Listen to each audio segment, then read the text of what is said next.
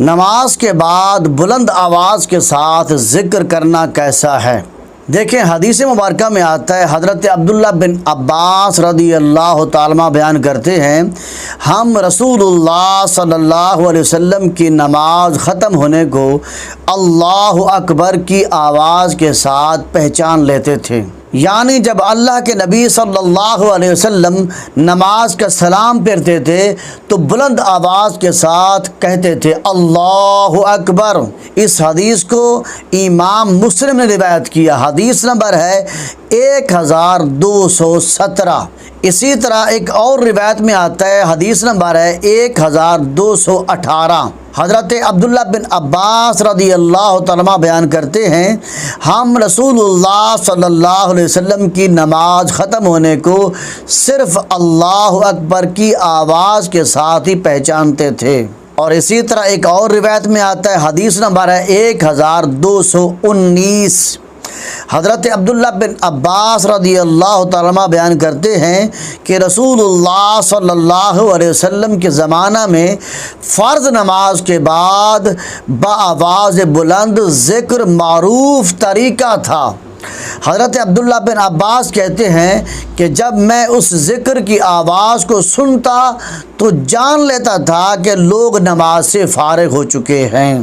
پہلی دو حدیثوں میں، حدیث نمبر 1217 اور حدیث نمبر 1218 میں جو نماز سے فارغ ہونے کی نشانی ہوتی تھی، وہ بلند آواز کے ساتھ جو ذکر ہوتا تھا وہ ہوتا تھا اللہ اکبر۔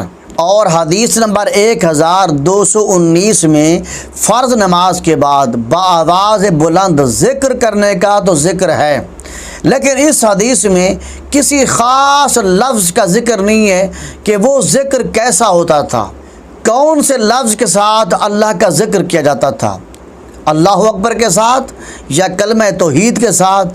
اس حدیث میں کسی خاص لفظ کا ذکر نہیں ہے۔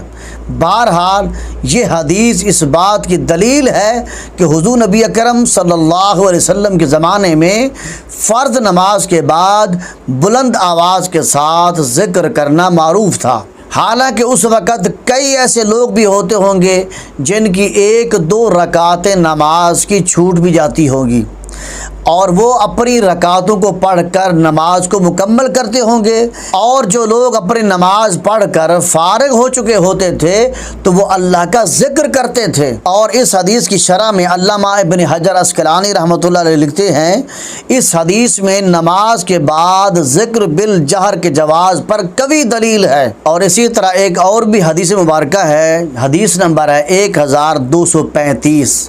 حضرت ثوبان رضی اللہ تعالیٰ بیان کرتے ہیں کہ رسول اللہ صلی اللہ علیہ وسلم نماز سے فارغ ہونے کے بعد 3 بار استغفار کرتے اور فرماتے اللہم انت السلام و منک السلام تبارکت یا ذی الجلال والاکرام۔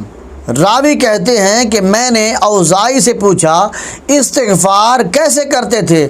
کہا فرماتے تھے استغفر اللہ استغفر اللہ۔ ان تمام روایات کی روشنی میں خلاصہ کلام یہ ہے کہ نماز کے بعد ذکر کرنا جائز ہے، لیکن اتنی زیادہ بلند آواز کے ساتھ بھی ذکر نہ ہو اور پست آواز کے ساتھ بھی ذکر نہ ہو، بلکہ اعتدال اور متوسط طریقے سے ذکر کریں، تاکہ اگر کسی کی کوئی رکعت رہ گئی ہو تو اس کی نماز مکمل کرنے میں کوئی خلل واقع نہ ہو۔